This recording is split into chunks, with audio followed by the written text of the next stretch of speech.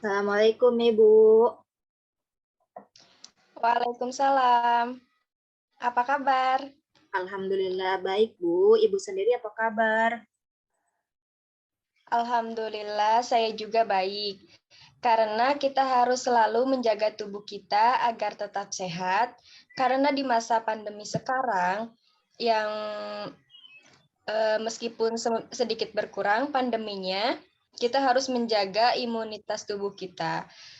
Sepertinya kita belum pernah kenal sama sekali ya. Iya Bu, kayaknya kita baru pertama kali ketemu juga. Baik, karena kita belum pernah ketemu dan belum pernah kenal satu sama lain, alangkah baiknya kita perkenalan diri terlebih dahulu, karena ada pepatah juga mengatakan tidak kenal maka perkenalan.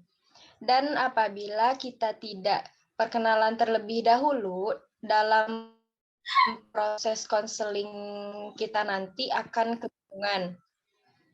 Oke, baik. Mulai saja dari saya terlebih dahulu.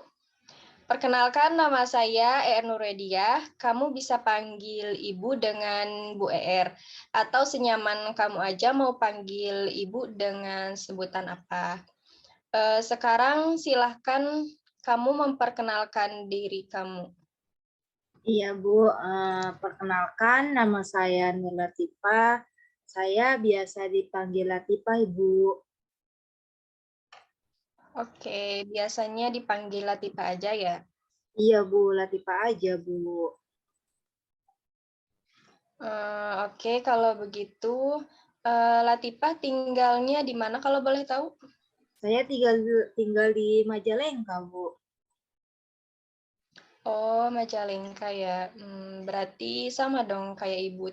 Ibu juga tinggal di Majalengka dekat patung dinosaurus, tahu nggak? Yang tempat wisata itu. Oh, Ibu tinggal dekat situ ya? Iya Bu, saya tahu. Nanti kapan-kapan kita main ya Bu ke sana. Udaranya enak banget di sana ya Bu ya. Sejuk banget kayaknya gitu udaranya ya. Iya, ayo main ke sini ke rumah Ibu. Iya Bu, nanti kapan-kapan ya main ke rumah Ibu. Latifah di Jakarta ngekos. Iya Bu, saya di Jakarta ngekos. Sama siapa ngekosnya, sendiri atau teman saudara? Saya ngekosnya sama temen Bu. Kalau dari kosan ke kampus suka naik apa? Apa deket jauh? Saya suka jalan kaki sih Bu, soalnya kosan saya dari ke kampus itu deket banget Bu, jaraknya cuma 5 menitan nyampe. Oh, begitu. Kalau kesibukannya sehari-hari Latifah itu apa ya kalau boleh tahu? Saya fokus kuliah aja sih Bu, sama bantu-bantu ibu di rumah. Soalnya kan kuliahnya juga masih online sampai sekarang. Oh, kalau boleh tahu kamu jurusan apa ya kuliahnya dan udah semester berapa? Saya jurusan pendidikan bahasa Bu, pendidikan bahasa Arab Bu, baru semester 3. Wah, hebat. Kamu harus giat ya kuliahnya. Ibu mau tanya sebelumnya, kamu pernah melakukan konseling belum? Atau mungkin ini pertama kalinya kamu melakukan proses konseling ini? Sebelumnya saya belum pernah sih Bu melakukan konseling ini Bu. Ini sepertinya baru pertama kali saya melakukan proses konseling. Oh, berarti baru pertama kali melakukan proses konseling ini ya. Iya Oke, Bu. nggak apa-apa. Sebelumnya, Ibu mau menjelaskan terlebih dahulu proses konselingnya. Baik, Ibu akan menjelaskan apa sih bimbingan dan konseling atau proses konseling itu. Jadi, bimbingan dan konseling adalah proses interaksi antara konselor dengan konseli, baik secara langsung maupun tidak langsung, dalam rangka untuk membantu konseli agar dapat mengembangkan potensi dirinya ataupun memecahkan permasalahan yang dialaminya. Lalu tujuan bimbingan konseling yaitu untuk memecahkan masalah yang sedang kamu hadapi sekarang. Masalah tersebut dapat diselesaikan oleh kamu sendiri. Karena masalah yang ada pada diri kita, hanya diri kita sendiri yang bisa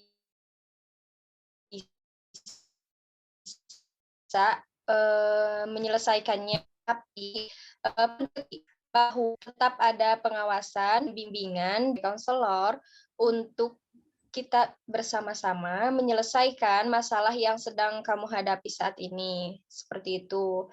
Mungkin dari Latifah ada yang ingin ditanyakan atau masih kebingungan dengan proses konseling ini? Bisa dipahami, Bu, sepertinya sudah paham, Bu.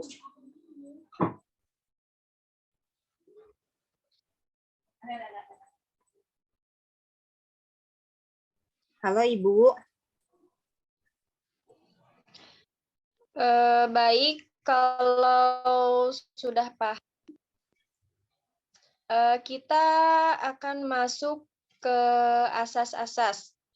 Kamu tidak perlu khawatir dengan apa yang kamu ceritakan kepada ibu, karena dalam bimbingan dan konseling ada yang namanya asas kerahasiaan.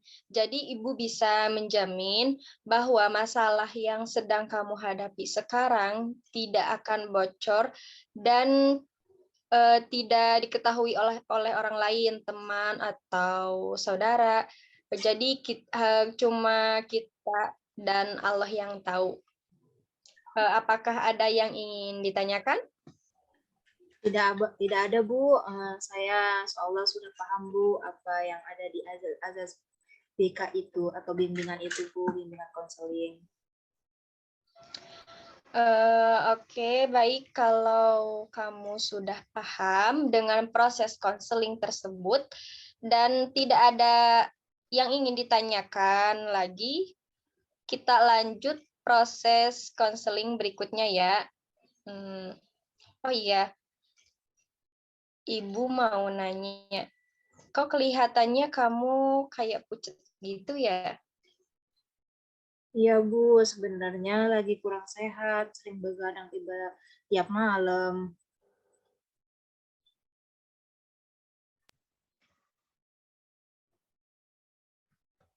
Halo, Ibu. Halo, Latifah, kedengaran? Kedengeran, Bu. Tadi nggak kedengeran, sepertinya sinyalnya lagi kurang baik. Saya jawab lagi ya, Bu. Sebenarnya saya lagi kurang sehat, Bu. Sering bergadang tiap malam. Mbak Latifah sering begadang. Kan Mbak Latifah perempuan nih. Masa sering begadang sih? Ya, Bu, gara-gara mikirin mantan saya. Mantan. Emang ada apa dengan mantannya?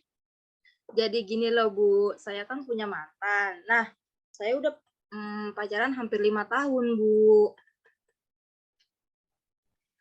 5 tahun ya. Iya, Bu. Hubungan kami juga direstuin sama orang tua kami. Tapi hubungan kami tidak berlangsung lanjut, Bu. Karena setengah jalan, Bu. Mbak Latifah begadang, terus tidur malam, cuma memikirkan mantannya. Iya, Bu. Oh, jadi dalam setahun penuh ini, Mbak Latifah setiap malam begadang gitu, memikirkan mantannya tersebut. Enggak, Bu. Cuma akhir-akhir ini aja aku dengar gitu ya, Bu. Cuma kabar buruk sih katanya dari teman aku. Kalau katanya dia itu udah tunangan, Bu. Tadinya kan saya tuh nggak percaya, Bu. Saya belum bisa terima aja gitu loh, Bu. Tapi setelah saya kepo-kepoin gitu ya, dia di media sosialnya ternyata emang bener, Bu. Bener, Bu. Dia kalau dia itu emang udah tunangan, Bu. Banyak foto-fotonya kok berdua dan statusnya juga, bertunangan. Iya, Ibu mengerti perasaan Mbak Latifah, gimana. Lalu gini ya, Mbak, dia kan sudah bertunangan. Kalau sudah bertunangan dengan perempuan lain, berarti dia sudah mau ke jenjang yang lebih lanjut atau yang lebih serius. Nah, sekarang dari Mbak Latifah sendiri ya, apa yang Mbak Latifah inginkan setelah melihat keadaan seperti ini? Setelah melihat sendiri seperti ini sih, saya ingin sekali, Bu, melupakannya. Nah, tapi saya masih keingat terus, Bu, sama dia, masih belum bisa ikhlas aja gitu, Bu. Mbak Latifah kan tadi bilang ingin melupakan. Nah, lalu apa dengan Mbak Latifah menangis, begadang tiap malam? Apa Mbak Latifah bisa melupakan mantannya? Enggak sih, Bu, nggak bisa sepertinya. Kalau begitu Mbak Latifah udah tahu gimana cara ngelupain mantannya tersebut. Ya gimana ya, Bu? Apa Ibu punya saran untuk, melupakannya atau gimana, Bu? Mbak Latifah kan apa sih tadi bilang sering kepo-kepo di sosmednya. Nah, mungkin Mbak Latifah bisa menghapus sosial medianya atau membatalkan pertemanan di media sosialnya ataupun lain sebagainya hanya untuk melupakan mantan tersebut. Itu sih saran dari Ibu. Jadi, saya harus menghapus media sosialnya gitu, Bu? Pertemanannya gitu, semua di media sosialnya yang bersangkutan sama dia, saya akan hapus gitu, Bu? Iya, betul sekali. Itu sih baru tahap pertama. Nah, mungkin setelahnya Mbak Latifah ingin melakukan apa? Saya bakal, lebih fokus ke kuliah aja sih, Bu, untuk saat ini, dan mungkin saya ingin mencari penggantinya dia, Bu. Nah, oke, pasti bisa ya, kan Mbak Latifah cantik. Jangan putus asa. Terus aura Mbak Latifah juga bagus untuk mencari lelaki yang lain, apalagi fokus dengan kuliah dan cepat-cepat wisuda dan mencari uang, maka akan lebih baik lagi tentunya. Iya, amin ya, Bu. Ya. Tadi kan Mbak Latifah bilang, apa sih, kalau akan menghapus media sosialnya dan fokus pada kuliah. Nah, sekarang, kita melakukan planning ya, dan Mbak Latifah akan melakukannya, mulai kapan? Sekarang juga, Bu, sekarang saya bisa untuk menghapus di media sosialnya. Oke, bagus. Iya. Saya mengambil HP dulu ya, Bu. Kalau misalkan diizinin untuk sekarang, boleh tidak, Bu? Oke, silakan. Iya.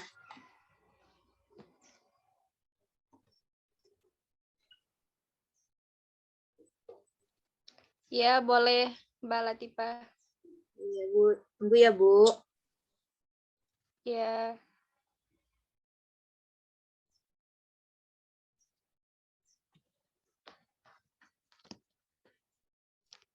Udah, Bu, mungkin saya baru sebagian saja, saya menghapus, semua pertemanan di media sosialnya, Bu. Nanti, kalau ada waktu yang luang lagi, mungkin setelah proses konseling ini saya akan melanjutkannya, untuk menghapus pertemanan semua media sosialnya, Bu.